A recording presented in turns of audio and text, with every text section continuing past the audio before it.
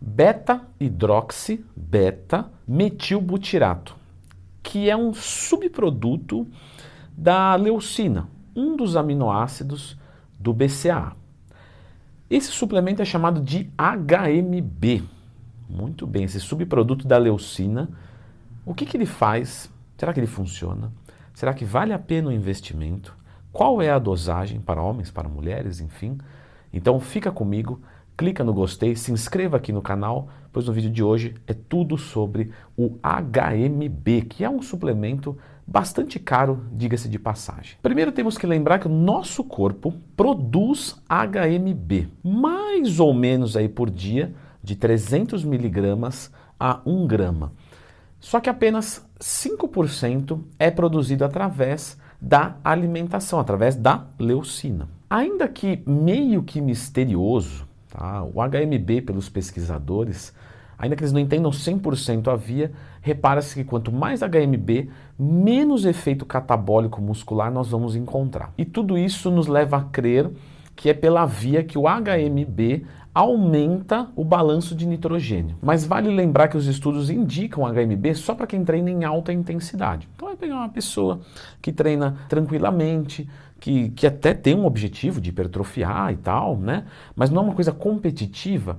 Os próprios estudos já colocam que o HMB não é uma suplementação interessante. Você precisa de uma intensidade muito alta. Agora, vocês podem perguntar, o que é uma intensidade muito alta? Veja só, quando eu vou trabalhar com um aluno meu, eu preciso entender o objetivo dele. Se ele é, por exemplo, um corredor, um maratonista, alguma coisa nesse tipo, e ele quer treinar musculação para RML, resistência muscular localizada, eu não vou passar um treino de hipertrofia para ele, não é a modalidade dele. Nesse caso, um treino de RML, nós temos um volume de treino maior e automaticamente uma intensidade menor. Se fosse um treino de hipertrofia, ao contrário. Se fosse um treino de força, mais ao contrário ainda. Porém, de qualquer forma, quando você vai até a falha, você pode considerar esse treino de magnitude de carga alta, que é exatamente onde o HMB está sendo estudado. Então você vai pegar uma pessoa, por exemplo, que dá tiros curtos, 5 segundos, 10 segundos no máximo, essa pessoa em tese se beneficiaria com o HMB. Uma pessoa que faz uma maratona, apesar de ela ter um volume baixo, uma intensidade baixa, ela tem uma magnitude de carga de exercício alta. Então ela também poderia sofrer de catabolismo. Logo, o HMB nesse sentido faria sentido. Para quem não sabe, estudos ainda assim são complicados. Porque quem financiou o estudo, quem tem interesse, quem é o público-alvo, quem seria o melhor beneficiado com aquele resultado específico. Então, sim, existe prostituição em todos os lugares, inclusive no mundo acadêmico. Mas, quando você pega os estudos sobre HMB, entre placebo e HMB, se reparou que o grupo que recebeu HMB teve mais ganhos de massa muscular e de força. E aí vocês podem me perguntar o seguinte, ok, Leandrão, os estudos a gente já olha na internet, a gente já sabe. A gente quer saber de você o que você observa na prática com a suplementação do HMB para o público que você atende. Pessoal, o que eu observo do HMB é um desperdício de dinheiro. Nenhum tipo de diferença na prática é observado. Nem de ganho de massa muscular, nem de evitar o catabolismo, né, num cut, por exemplo, melhora de força, nada, totalmente irrelevante. E além de tudo é um suplemento muito caro. Mas vamos continuar. Os estudos também sugerem que melhora a queima de gordura com HMB. Olha, isso definitivamente a gente não pode considerar. Melhorar a queima de gordura através da utilização de um aminoácido, né, um subproduto da leucina, ainda que ele seja muito impactante, a suplementação dele não se mostra diferença nenhuma. Quando falamos de dosagens, nós temos como sugestão normalmente 1 grama, 1,5 grama, só que esse tipo de dosagem é o que a gente chama de dosagem comercial. O que é uma dosagem comercial?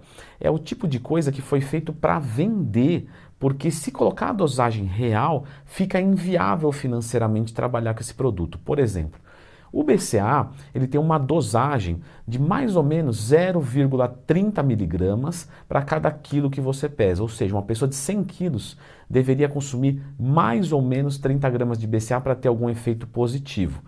Aí você me pergunta, pô, Leandrão, mas as cápsulas são de 500 miligramas, são 60 cápsulas. Pois é, por isso que o BCAA, e já fez vídeo sobre BCAA completo, já fiz, pessoal, lembra de procurar, sempre tiver uma dúvida, Leandro Twin, mais tema. Se você suplementa com BCAA em cápsula, você não consegue atingir a quantidade sem consumir um monte de cápsulas. E por que é encapsulado então? Porque ele tem o gosto ruim? É verdade. Porque ele não dilui na água? É verdade. Só que se você encapsula e fala para a pessoa tomar 2 antes e 2 depois, o cara fala, beleza. Porque um remédio você toma como? 2 cápsulas, uma cápsula de 8 em 8. Então 4 cápsulas, o cara fala, opa, aí tô mexendo com coisa legal. Agora você fala para ele, olha, tem que tomar 30 gramas. E aí 30 gramas de pó, que é como se fosse um whey protein, né? Eu digo em termos de análise de quantidade, 20, 30 gramas, depende do peso, tá? Lembra do que eu expliquei da conta. Então se torna muito caro, porque aí o suplemento vai para R$ 300 um quilo de BCA. Aí você tem que usar 30 gramas. Isso parece um whey hidrolisado, né, em termos de custo. Então a pessoa fala, pô, não é para mim, é um suplemento muito caro. Agora, vamos encapsular e falar para tomar 2 antes e 2 depois. Beleza. O HMB é mais ou menos a mesma coisa. As dosagens mais recomendadas vão ser de mais ou menos aí 3 até 5, 6, 10 gramas, dependendo do tamanho do indivíduo, caso de um fisiculturista.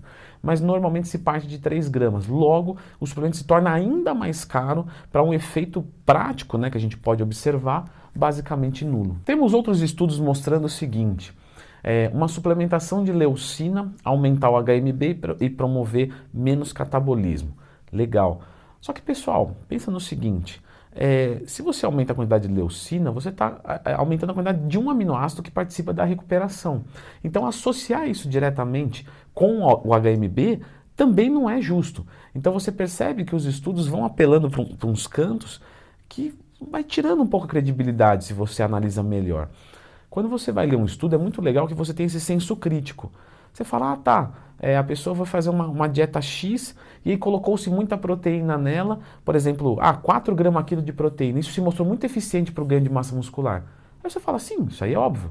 Qualquer pessoa que tenha mais que 2 neurônios vai entender que muita proteína vai ganhar massa muscular. Agora, o que a gente tem que cuidar é, por exemplo, 4 gramas quilo de proteína. Vai causar ganho de massa muscular? Quem está praticando musculação? Vai.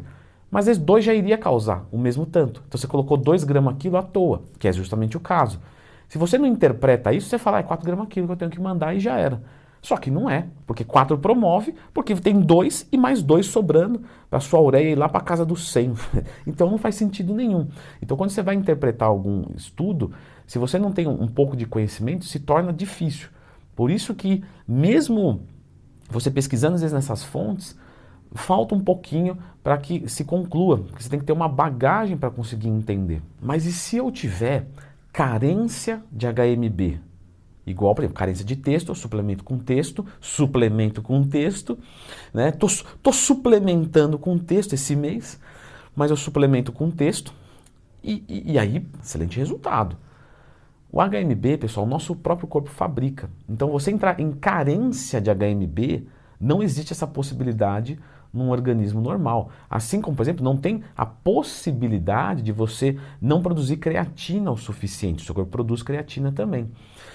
Porém, a suplementação da creatina se mostrou com um efeito mais legal. Então, aumentei a quantidade de creatina que o meu músculo esquelético comporta, e isso foi legal. Mas com o HMB já não se mostra desta maneira. Então, caso você queira um suplemento que realmente mexa com a sua performance, eu indico que você veja a creatina. Tá? Então, a creatina está neste vídeo aqui e temos alguns mitos, algumas verdades, como tomar, tem gente que toma errado, enfim. É um suplemento barato, de custo-benefício muito bom, só que se tomar errado não vai adiantar nada. Então, fique com esse vídeo.